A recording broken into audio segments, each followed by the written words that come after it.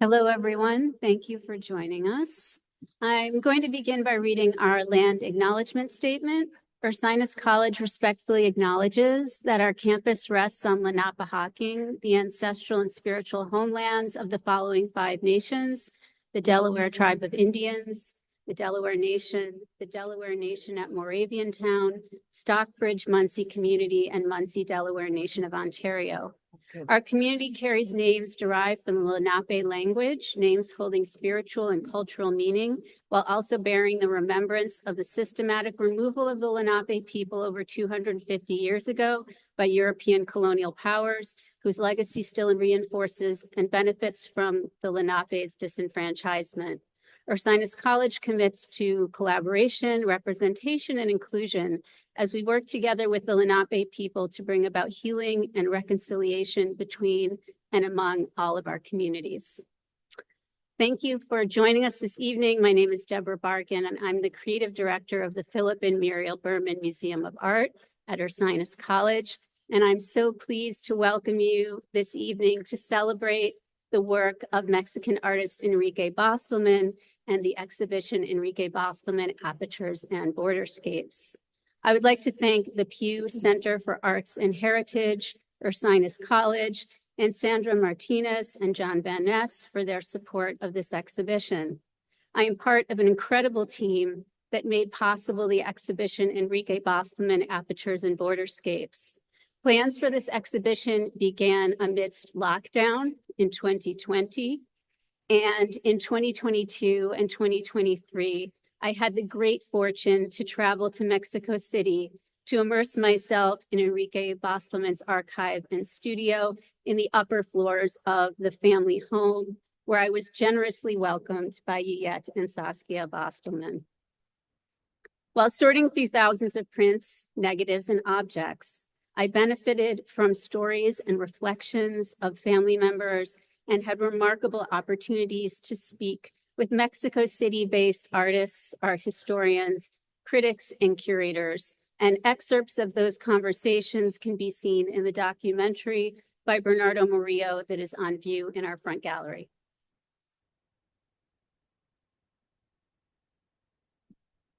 Tonight, we are incredibly fortunate to have an international panel of guests from Mexico City, New Mexico, and Madrid with varied personal and/or professional expertise on Enrique Bostelmann and his work. I will introduce each of our guests, after which they will briefly present, followed by conversation and Q&A. Yeyette Bostelmann has worked as a creative producer in the advertising and commercial photography industry. She is the wife and longtime creative collaborator of Enrique Bostelmann, and her vision, both literal and conceptual, has been crucial for the artist's work. Based in Mexico City, she is the principal manager of the Enrique Bostelmann Estate. Saskia Bostelmann is a Madrid-based artist, designer, jewelry designer, and educator. Her works have been exhibited in Mexico, United States, and Europe, and published in numerous catalogs. She is the daughter of Enrique and Yeyette Bostelmann and supports the management of the Bostelmann Estate. Before her father's passing, Saskia served as an assistant on many of Enrique Bostelmann's projects and exhibitions. Sandra Martinez co-founded the Rettig y Martinez Gallery in Santa Fe, New Mexico, which organized 2 exhibitions of Enrique Bostelmann's work: Enrique Bostelmann, Images of a Mexican Master in 1991, and Bostelmann Meets New Mexico in 1993. Currently, she works as an organizational consultant and executive coach with her own consultancy, Phoenix Leadership and Development. Elba Piniche Montfort is a researcher, teacher, archivist, and curator. Her area of interest is the intersection between artistic practices and archives. She is the co-editor of The Photography of Enrique Bostelmann, which was published in 2015. Please join me in welcoming our guests this evening.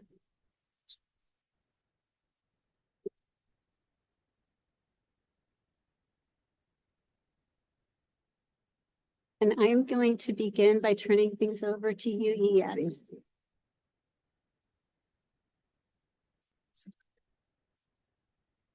Ajá. Ya. ¿Empiezo? Sí, sí, empieza. Gracias.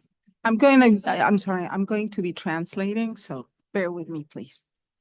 Gracias por asistir a esta bella y gran exposición que han montado en este museo maravilloso. Thank- Estoy muy feliz y contenta porque Enrique, más que a nadie le hubiera gustado estar aquí conmigo. Gracias. Thank you very much for being here in this wonderful and amazing exhibition at this beautiful space in which I know for sure that Enrique, my husband, would have been really, really impressed of it and of being here. Comenzamos. ¿Cómo conocí a Enrique? Lo conocí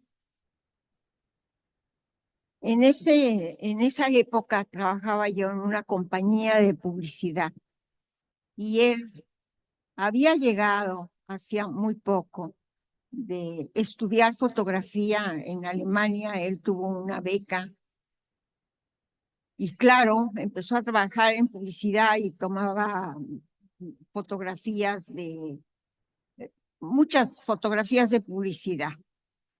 Entonces tuve la fortuna de conocer. So I met Enrique a long time ago in the late 60s, well, 64 around, when he had just came back from Germany. He had studied there photography for a bit over 2 years. So he came back. I had the pleasure of knowing him through commercial photography since he dedicated himself to commercial photography. So I was working as a creative director in an advertising agency, and that's how we met. Cuando ya empezamos a conversar cuáles eran sus intereses en la fotografía, entonces él me decía, yo quiero viajar, yo quiero conocer toda la República Mexicana, quiero tomar fotos en las montañas, en los paisajes, en las comunidades con toda la gente. So when we first met and we started talking about photography, he stated to me, when I was asking, what do you want to do? And he would say, I would love to just travel to our country and take photographs of the people, its landscapes and everything that surrounds us. Entonces me dijo, pero yo no voy a manejar. La que va a manejar eres tú. It's like, he told me, but you know what? I'm not going to drive. You are going to be the driver for this journey. Acepté. Teníamos un Volkswagen 1963. Por suerte, él cabía. Y algunas de sus cámaras. So this is how it started. I accepted, and we had a little Beetle Volkswagen 1963, and thankful he actually fitted in because he was 6'6", and some on his cameras as well. Bueno, la primera foto que tomó y me la enseñó fue maravillosa. A los 14 años, él era miembro de un club de exploraciones, caminatas en México, por todos lados, salían de una parte de México y llegaban a los cerros, a las montañas. So the first photograph I saw was El Caminante, which you can see right there. And that was taken when he was 14 years old. He used to be part of a club of expeditions in Mexico in which they walked and they crossed rivers and mountains, never knowing really where they were going to, but they walked. Me impresionó porque la foto, como no dormían, porque caminaban todo el día y dormían en el campo, bajo un árbol, esa foto la tomó con la luz de la luna que solamente iluminaba el sombrero del caminante, la cual se encuentra en el primer libro que se editó. So that image was really impactful for me. And as he told me how they would walk and walk throughout all these expeditions, this photograph was taken at the moonlight. So as you can see, only the hat is being lit by the moon. So that really impressed and stuck with me. And this is one of the first photographs that accompanies and that builds the journey of the book that he published. Entonces empezamos a trabajar y la combinación fue excelente porque nos contrataban para tomar alguna industria en algún lugar de los estados de la República Mexicana, y entonces en el camino también fotografiaba y buscaba nuevas alternativas de trabajo.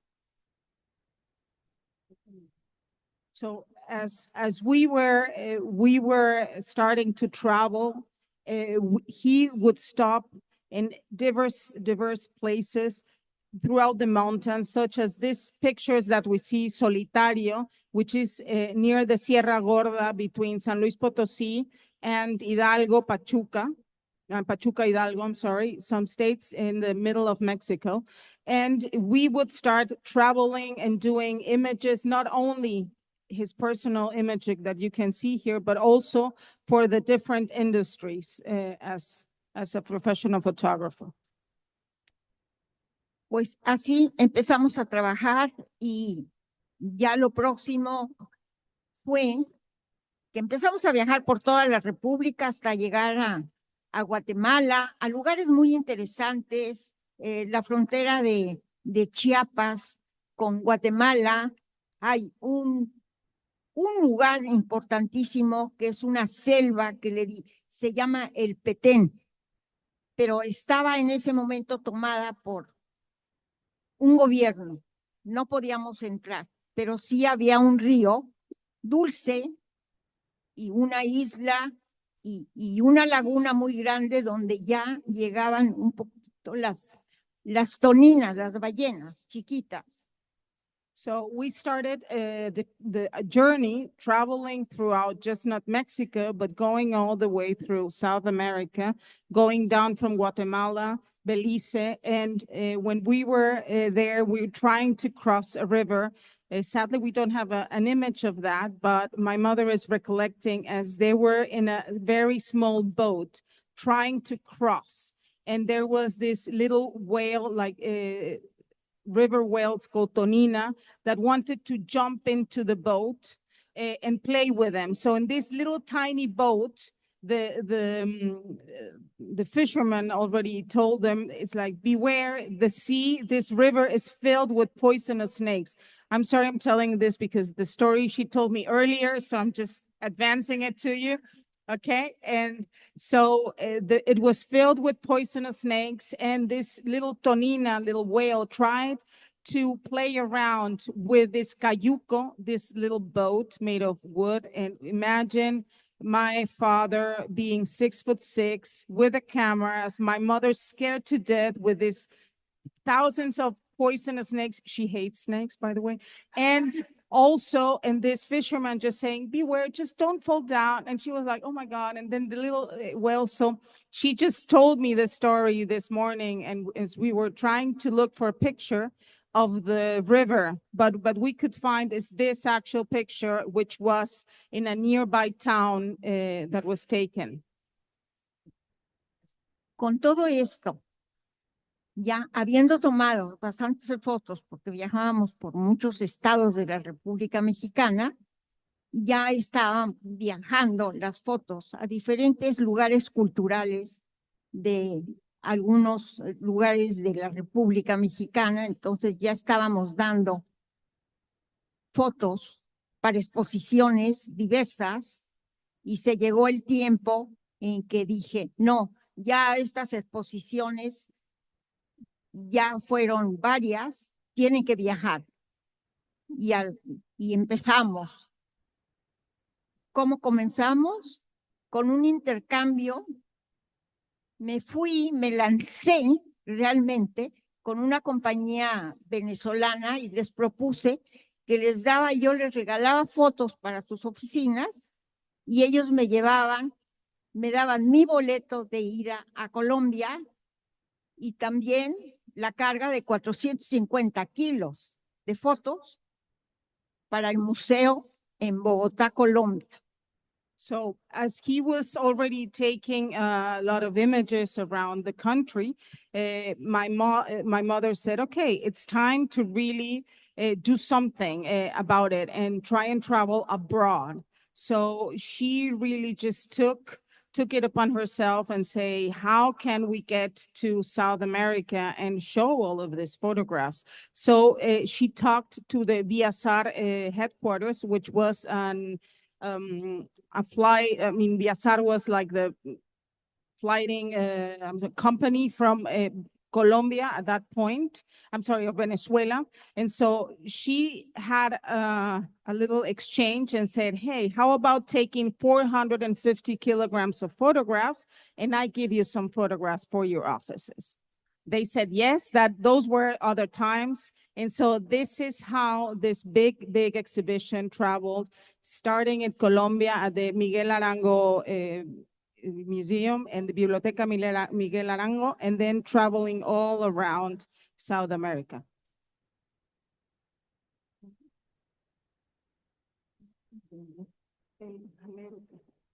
América. El libro se editó en 1970 y es un libro donde se trata América, un viaje a través de la injusticia. Y es que lo que vimos por todos lados de Latinoamérica, gente muy, muy pobre, muchos indígenas, que se maravillaban porque en una ocasión llegamos y era muy temprano, 7 de la mañana, caminando, nosotros, Enrique, tomando fotos, y la gente decía, mira, como que llegó el sol, porque dice, como que nos quiere alumbrar. So through all of these travels through South America is how this book, América, un viaje a través de la injusticia, was made. So it is a mix of photographies through all of from Mexico going all down to Venezuela and even some part of Brazil. And when they arrived, they kept really being mesmerized of the poverty and of the indigenous people and how they were living. So many times as he arrived, my mom recalls and as how the indigenous people suddenly saw him being so blonde, almost albino, with 6.6 feet tall, saying, look, the sun just arrived. So it was really some stories around that. Bueno, pero claro, cuando ya esto sucedió, pues llegó un pintor muy importante ecuatoriano que se llamó Osvaldo Guayasamín, muy famoso en ese tiempo, y hizo que Enrique tomara todas las fotos de su obra pictórica para un libro muy importante que iba a hacer. Nos invitó con todo pagado. Y entonces, pues mandaron un avión militar, todavía de aquellos antiguos con hélices, y el avión quitaron todos los asientos, iba completamente lleno de aparatos electrodomésticos como refrigeradores, estufas, baños, todo, pero además llevaban un gallo de pelea y nos despertaba tempranito en la mañana cantando el gallo. So at this point in these travels, Enrique and I met Osvaldo Guayasamín, Ecuadorian painter, a very important Ecuadorian painter at that time. And he is the one that invited us for the next trip. He wanted Enrique to take all of his work and also of him painting. So he had us flown over there to Ecuador with a military plane in which they took off all of the seats, leaving just 8 seats with everything in the back, just filled with different like fridges and all kinds of sorts of things, and even a rooster, I'm sorry, and a rooster that kept just, crying out, saying, keeping us awake. Bueno, pues ya llegamos, con mucho trabajo llegamos a Quito, la capital de Ecuador, y pues nos invitó a su casa, pero resulta que tenía una habitación pequeña con una cama más angosta que una individual. Y dijo, esta es su habitación. Él no se dio cuenta que Enrique medía 2 metros y acostado medía más, y teníamos que dormir, y dormimos así, nos coordinamos de perfil, nos tocó dormir. So when we arrived to Ecuador, and Osvaldo Guayasamín gave us this tiny, tiny bedroom with a twin bed, saying, well, this is your room, and not really noticing that he had this tiny bed, and, my Enrique was 6.6. So we said, okay, let's sleep here. So yes, we managed sleeping on the side, really crumbled into that bed.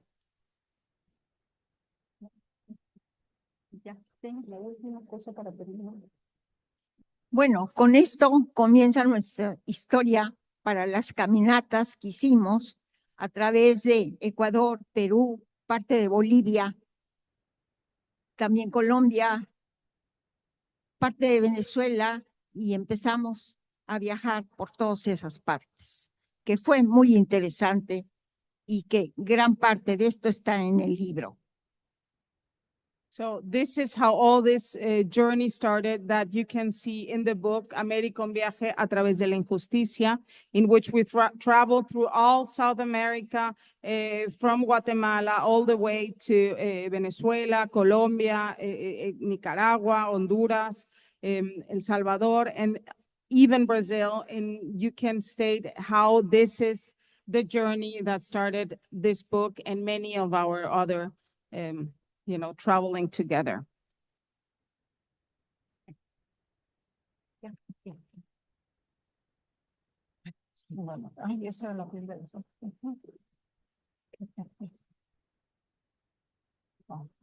Hi, I am going to be brief, since we, as you can see, and sorry to say, there are so many anecdotes, so many stories from my mom, of course, who is the creative partner for my dad's work. And so I am just going to add, trying to sort of give the expert voice to, in this place, to Deborah and Elba. We were advised, and I think people always would like to know how the living was. And so in my case, I was, of course, the daughter, but also his assistant. Sometimes back carrier would be more appropriate than assistant. And in this case, I just want to share with you some of my early rememberings. For example, in this case, un nudo en la garganta, like a knot in the throat, is this image that you can see way in the back, which is from the late 70s. I was around 6-7 years old. We cannot really remember well, but this was done in a big highway that was exactly, as you can see, packed with cars, traffic jams.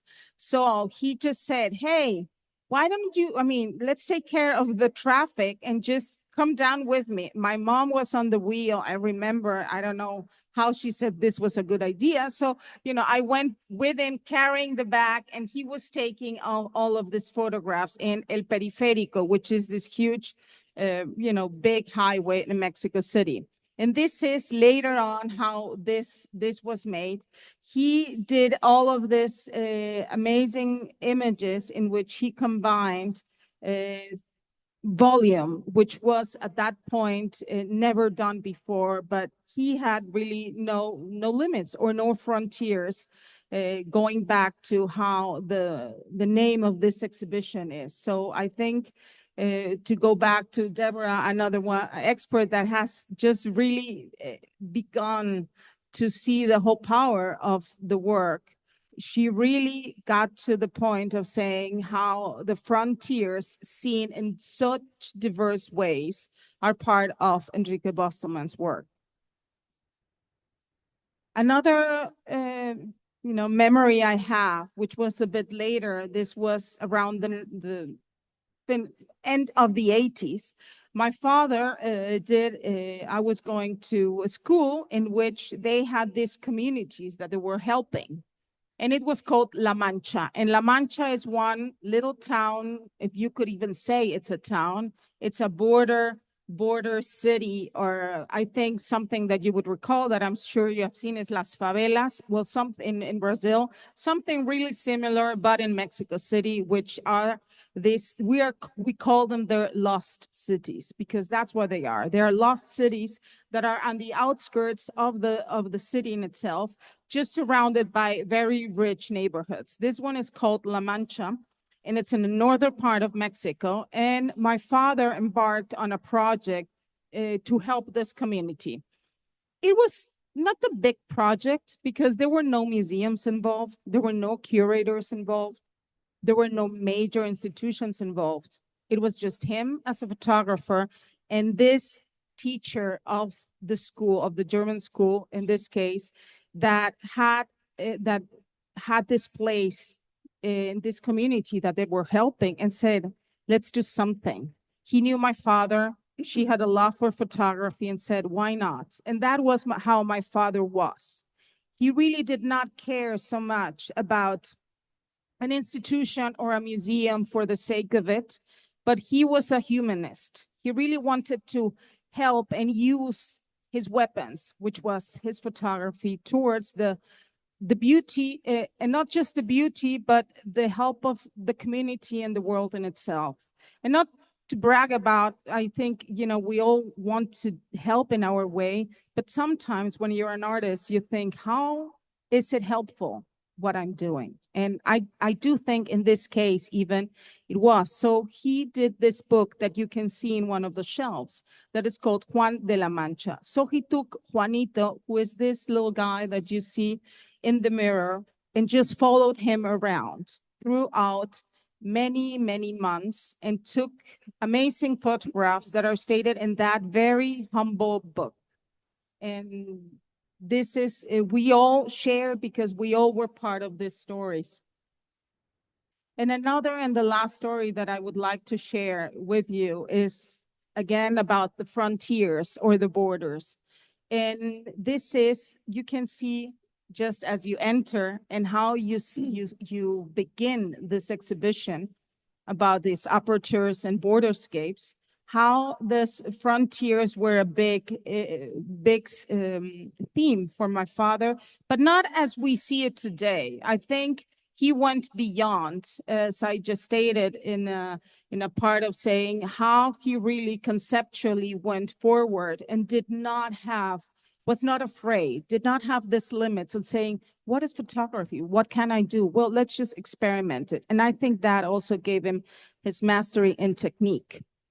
So in this case, being in the border, he had an exhibition in the Secut Tijuana, which is the museum in the border.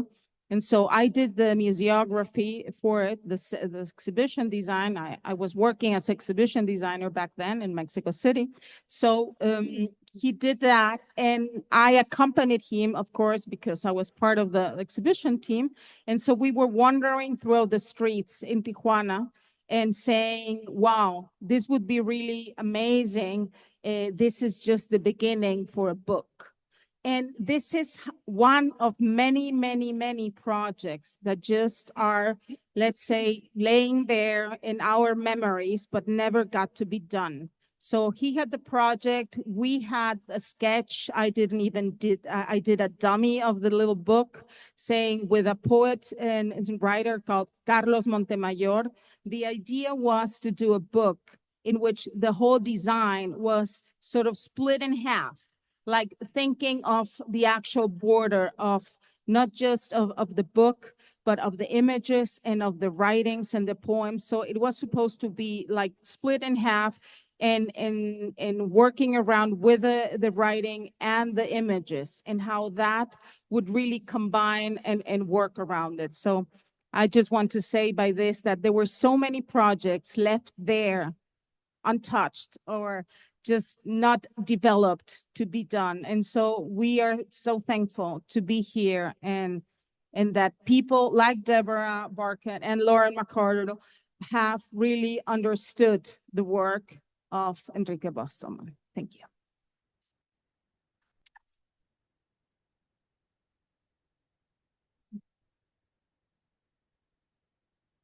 Hello, can you hear me well?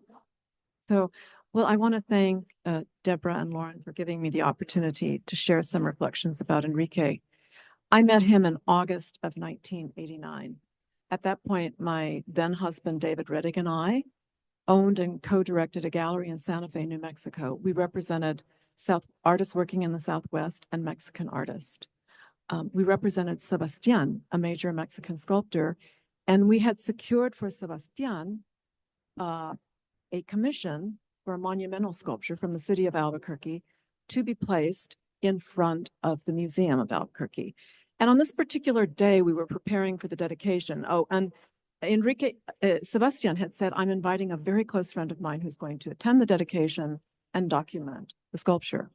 So on this particular day, I'm in Albuquerque, not in Santa Fe, and I'm turning on Mountain Road, where the street that the sculpture faces, and I see in front of me this man on a stepladder, very tall man, a very large man, in the middle of traffic, and traffic is moving in either direction on Mountain Road, obviously trying to get the best angle on the photograph. So that's how I met Enrique, and there ensued a 35-year professional relationship and friendship with Enrique and his family.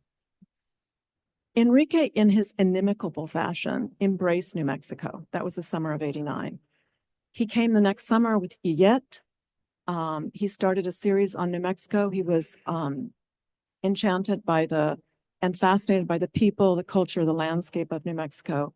And those of you that knows Enrique well, you know that he is an aficionado of opera. They always got tickets to every opera that was being presented every summer that they came.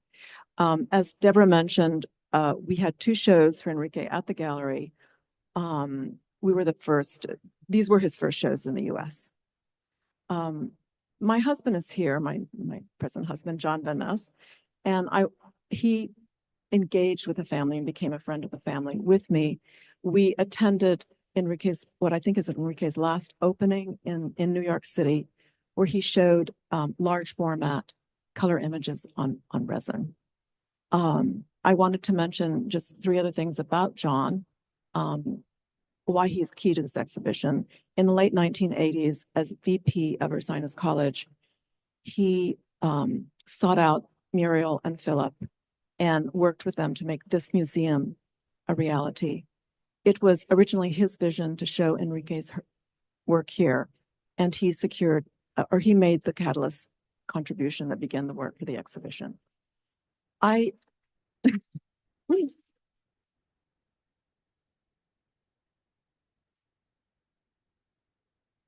Thank you. So as Deborah mentioned, and I don't work in the art world directly anymore. I work in adult development as an executive coach, and I work as a consultant supporting teams and organizations that are trying to understand themselves better, trying to understand their organizations better, to make good decisions about what actions to take, how to intervene, and how to make strategic decisions better. And as they step into this very complex system that we now live in, the obstacle that I see them experiencing, and for lack of a better word, I'm going to say they take a sort of Cartesian view of things, and we're all living this legacy of Descartes, right? So they see things in black and white, or mind or matter, or good and bad. And the other thing that I notice is they see things in isolation, right? they behold something, a person or a phenomenon or an event, and they are not taking into consideration all the multiplicity and interweaving and interrelated factors from which that person or event or object emerged. And we don't take our historical context as seriously as we should.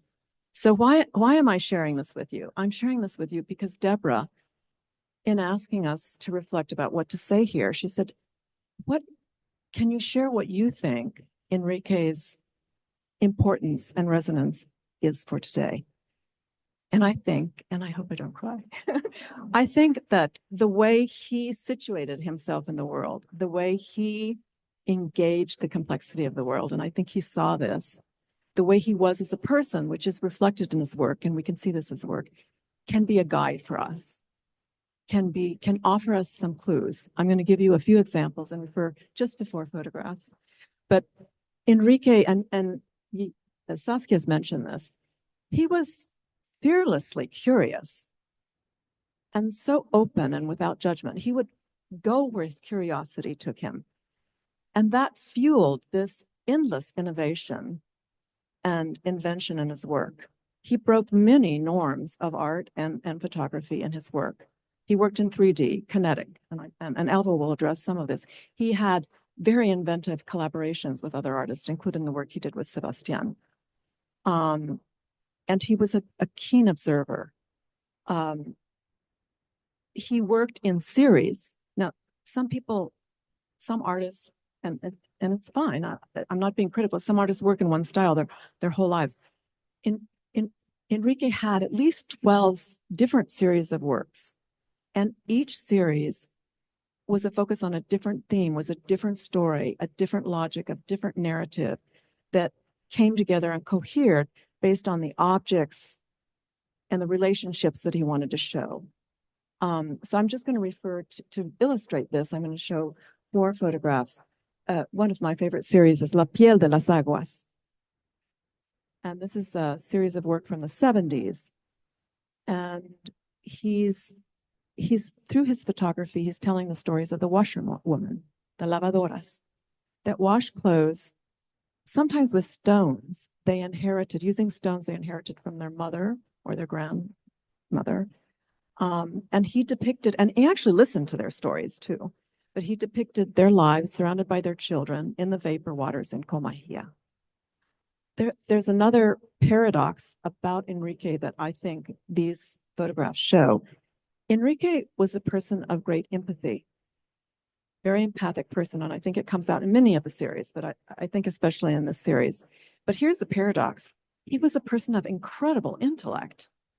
He was able to combine these 2 seemingly opposing elements of his life in his person, and we see this in his photograph. And that buoyed by his incredible technical prowess in photography that was unrivaled. So these 2 photographs that Deborah will show us, and you'll see 3 in the other gallery. The 3rd one is representation of a piece of red cloth on one of the stones. The second series I'd like to discuss is a series he did in New Mexico. Enrique, and this is called Espacios Habitados, right? But in these series, there's no human presence. What he's recording is the mark or the footprint of the human presence in the photographs. So you see how that presence impacted and changed the pattern in the landscape. And then the last photograph I'll refer to is Convergencia. Yeyette, I believe you and Enrique were driving on an isolated highway in New Mexico, and this illustrates how Enrique worked with time and space, and he anticipated things. So they're driving, and Yeyette, of course, is driving, and Enrique can see that there's most probably going to be a convergence of the clouds above the highway. So he says, "Písale, perdón, písale, step on it." To get, and that moment arrived, and he took the photo. He took the photo. So I'd like to end by saying, this is his gift to us.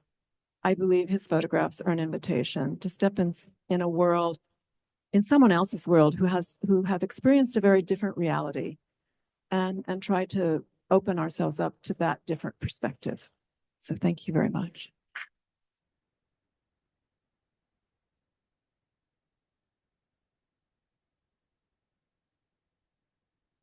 Can you hear me? I know we don't have much time, so I will be brief. And I will want to start to thank very much to Deborah for every single conversation and everything that she's done for this to happen, and also to Lauren, to Will, to Beth, and to Catherine, and everyone that made this exhibition possible. So I didn't know Enrique Bostelmann, but I think through Yeyette and through Saskia, I kind of know him in another way. So I wanted to share with you some of the moments of my relationship with Enrique Bostelmann. It has been like a very complex voyage or trip. This like 12 years ago, I started with Yeyette this conversation that it's still open. And I think Yeyette, I want to thank Yeyette because like you have seen this memory of Bostelmann, it is all possible because of Yeyette. And I want to thank Yeyette very much. And I will be brave. I just want to use this image as like a detonator. In the font, you can see Enrique Bostelmann with two Cuban colleagues working in the 1980 Latin American Photography Biennial. And Bostelmann is like seeing all these pictures for just selecting one of them. So I think this would be a perfect image to think in the process of making research about an infinite world of images like Bostelmann's. And I think Deborah and I were like Bostelmann in this full spaces of all these images around us, and only for you to understand the difficult task to select some of them and to make this possible, like a curatorship or a research or a book or something, is a very, very difficult task to do. And we don't know if Bostelmann is happy with our selection, but I think this is a way and one of the thousands of possible lectures about him. So I will very like this image to start on. So I will be really fast with these 4 moments of my relationship. Deborah, can you? I started with my master thesis about Bostelmann, and I, in contrast with an exhibition, in the thesis you have to select only one thing and to make a deep approximation about the theme. So I have to choose one of the many projects that Sandra was saying about. And I choose this collaboration with Sebastián because I think the collaborations are one of the most important things in the Bostelmann career. So I choose them. And this project begins with this picture of Sebastián and Bostelmann buying a teapot or a coffee maker by I don't know the word for the material. Pewter is the material. It was a blue teapot or coffee maker that you can see here and there, and there. And it was like a conceptual reflection about how photography and how sculpture can depict one everyday object. So they combine forces and they make these three-dimensional pieces for thinking how an object can be represented or depicted. And this took they made a show, they made a book, and they made very performatic images like that. So they can, and it was in the 70s when the reflections about objects were very important in art world. And so the next, maybe you can see there, the name of the project was Biography and Structure of an Object. So they both tell stories about the teapot, the birth, the development of a family, and the sad death of the teapot in the rails. and the next one is like two ways of seeing the same object at once. One by the photography and the other there is a bidimensional image, but it is very a very reflection of the sculpture structure of the teapot. Next one.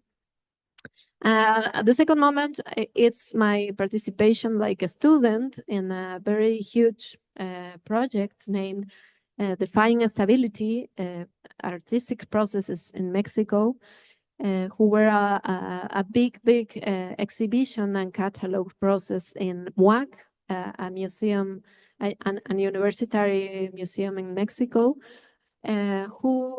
which tried to reread the Mexican story from the 50s and the 60s. And the important part that I want to accent, it's that for me, it was possible to justify the inclusion of Bostelmann in that lecture of Mexican art. So the next one, many of these are in the show, and this is the kind of pictures that Bostelmann made in the 50s and the 60s. And the next one, please. Next one, this. In the exhibition, there was a clear relationship between these photographs and these abstract paintings by most important Mexican painters like Vicente Rojo, Carlos Mérida, or Manuel Felgueres. So the central idea was that Bostelmann was dialoguing with plastic artists. And so this is one of the most important characteristics of this Mexican photographer, that he was like talking with artists and he was like inventing himself, experimenting with sculpture and painting and printing and everything that can you see in this show. The next moment was the retrospective exhibition that we held in MAM, in Museum of Modern Art in Mexico City in 2013, with Eugenia Macias, who was the co-curator with me in this show. And it was a very happy moment for Bostelmann because he was the first photographer, the first Mexican photographer that took an individual show in the Museum of Modern Art in Mexico. So he was like returning to the MAM with this exhibition, and we had the opportunity to make a general view of his work by passing all the passages and the moments, the different moments of the practice, the landscape, or their time in Germany, all the voyages in Latin America, the 60s and 70s experimentation moment, and all the different moments in the Bostelmann's career. And the last one is the book, and the next one, yeah, it's I always bring the reflection about the complexity of translating an exhibition discourse or narrative to a book, and that was a book that was possible thanks to Eugenia Macias also. That she looked for funds in the University of Mexico, so she made possible to have a book, and this is the last thing I want to say, and I want to also think in the complexities and the translating this exhibition to a beautiful book that has arrived like a few hours ago, and we can share it. And only to say, like Saskia was saying, that this is an open archive and an open memory and an open heritage to be written and worked about it. And so thank you very much.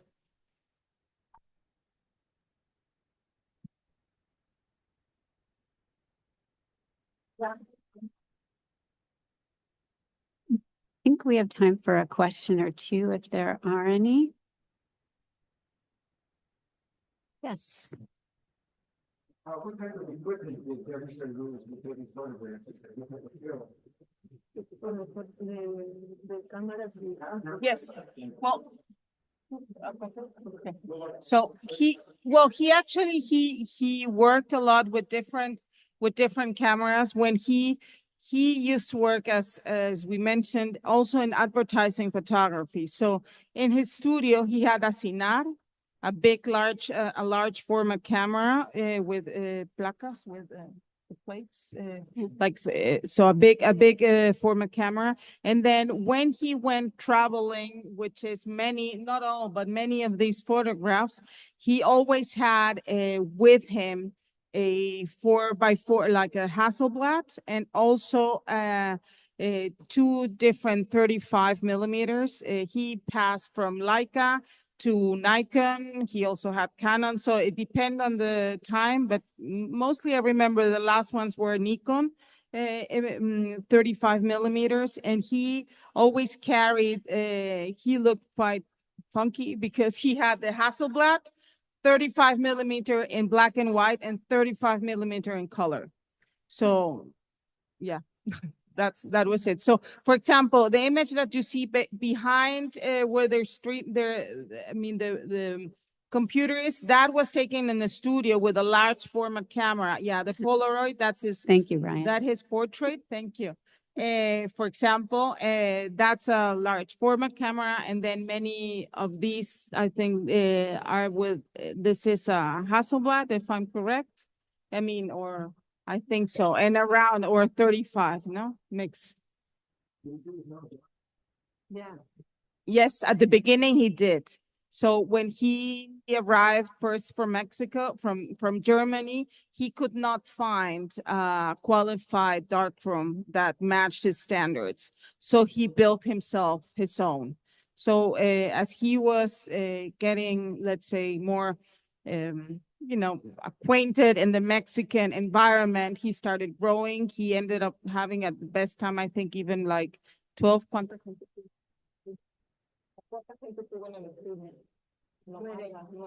Yeah, around nine assistants. So he had his own dark room and did all the dark room process there.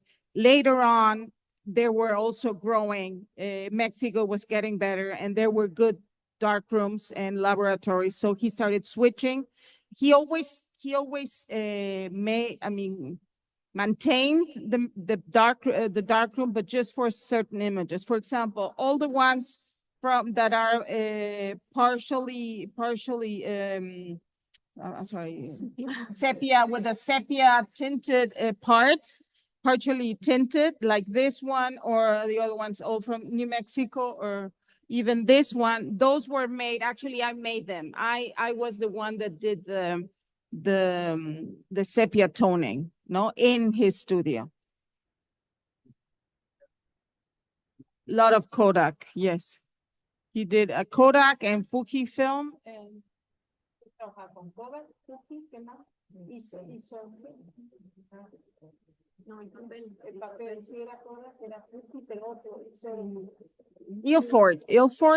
Ilford, a lot of Ilford. Yes, I was remembering the boxes. Can you imagine if this found out then you would have recommended these? Oh, Yeah. I don't know, really, ¿no? ¿Qué hubiera hecho si hubiera tenido un teléfono? Mi pregunta. Maravillas, Para maravillas. wonders, I'm sure, yes. Con el celular también. Hubiera aprendido. Yeah, he would have learned, right? Sí, sí. Yeah. Hubiera hecho, yo creo que otra especie de fotografía con el celular. Muy creativo, porque eso fue. Yeah, he would have done, I think, another type of photography with a mobile phone, no? And talking about, for example, devices, exactly before he passed away, I used to live in New York, and he already was asking me, it's like, check for the digital backup for the CINAR. So he was about to buy it. And then he passed away, but I mean, he was already trying to, he already knew this has, I mean, I have to change to the digital area, but you know, didn't happen. Yeah, I think because he was always doing commercial work too, the allure of those different technologies was probably really fascinating to him. And he sort of thought about the practicality and pragmatism of using new tools for what they were good for and analog tools for what they were good for. Sí.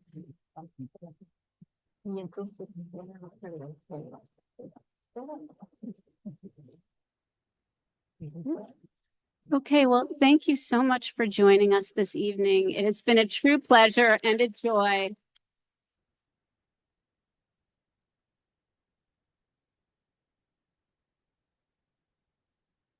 And Quiero agradecer profundamente al museo el gran trabajo que han hecho, especialmente a Débora, a Lauren, a todo su equipo de trabajo y muy especial a Bernardo por un video que hizo maravilloso, que fue la verdadera historia de Enrique. Y muchísimas gracias, además, por todo el apoyo que siempre hemos tenido de Jan y Sandra Vanés, que están aquí presentes.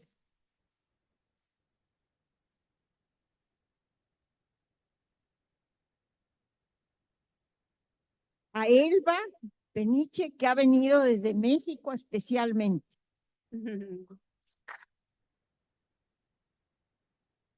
And I will just quickly add that, as was mentioned, hot off the presses is the exhibition catalog. And I believe there's somewhere a scannable code, Lauren, by the reception desk for ordering the catalog. So thank you again for coming, and thank you again for all of you. I'm so grateful to each and every one of you. Un abrazo muy grande. A mi familia de Bermudas.